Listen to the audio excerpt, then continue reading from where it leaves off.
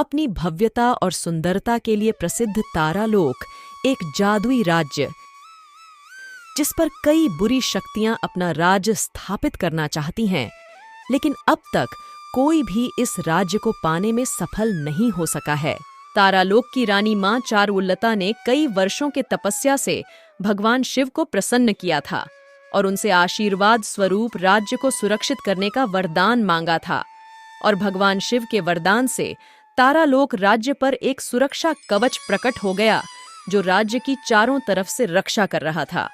और इसी कारण कोई भी बुरी शक्ति तारालोक राज्य में प्रवेश नहीं कर सकती थी। राज्य में सब कुछ बहुत अच्छा चल रहा था, लेकिन रानी मां अभी भी थोड़ी चिंतित सी थी। वे जानती थीं, तांत्रिक अमरनाथ उनके राज्य में घुसने की कोशिश अवश्य करेगा, और साथ ही वे राजकुमारी तारा के बहुत अधिक कहने से भी चिंतित थीं। राजकुमारी तारा प्रिया दिन भर बस खाती ही रहती थीं। हर समय उनके हाथ में कुछ न कुछ खाने का होता ही था।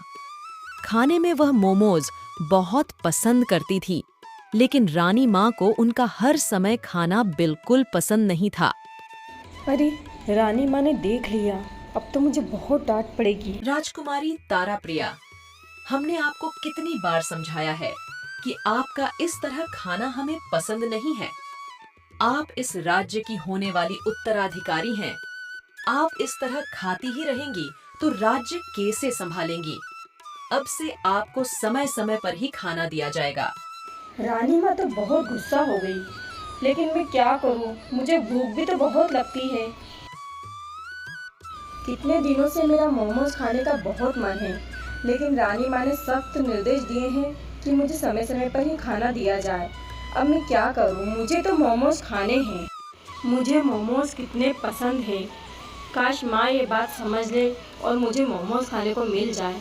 मोमोज के बिना तो अब मेरा मन ही नहीं लग रहा है। मुझे मोमोज खाने हैं। और थोड़ी देर बाद ही राजकुमारी तारा प्रिया सो जाती हैं।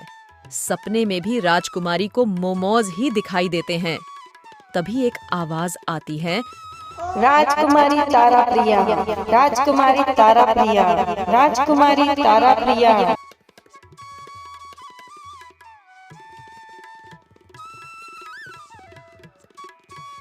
और राजकुमारी तारा प्रिया सम्मोहित सी आवाज सुनकर आवाज के पीछे पीछे चलने लगती हैं।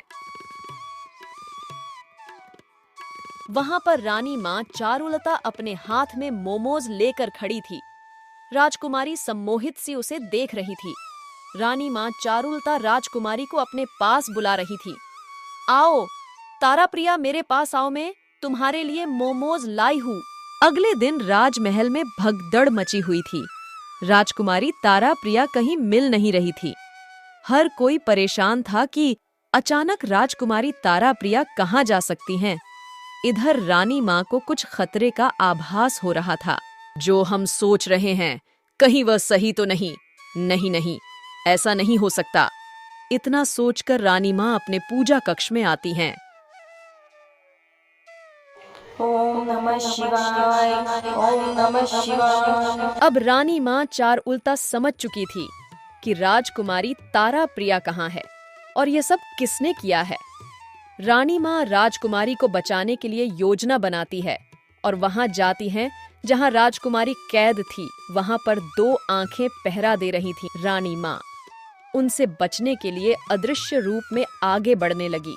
रानी माँ अदृश्य रूप में थी, इसी कारण पहरेदार राक्षसों को भी उनके अदृश्य रूप का एहसास नहीं होता।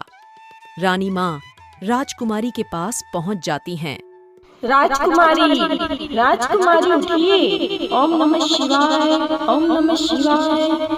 माँ आप आ गई। माँ, मुझे उस राक्षस तांत्रिक ने बंधक बना लिया था। माँ आप रोए नहीं राजकुमारी, आओ चलते हैं। आखिर तुम आ गई चारुलता। तुम्हें यहाँ तक लाने के लिए मैंने क्या नहीं किया, लेकिन मैं कभी सफल नहीं हो सका। लेकिन मुझे जब तुम्हारी बेटी के बारे में पता चला कि इसे मोमोज पसंद है और उसे खाने के लिए यह कुछ भी कर सकती हैं, तो मैंने अपनी शक्तियों से तुम्हारी परछाई बनाई और इसे यहाँ ले आया और उसका परिणाम मेरे सामने है। तुम आ ही गई मेरे कब्जे में। अब तुम्हारे राज्य को और तुम्हें मैं पाकर ही रहूंगा।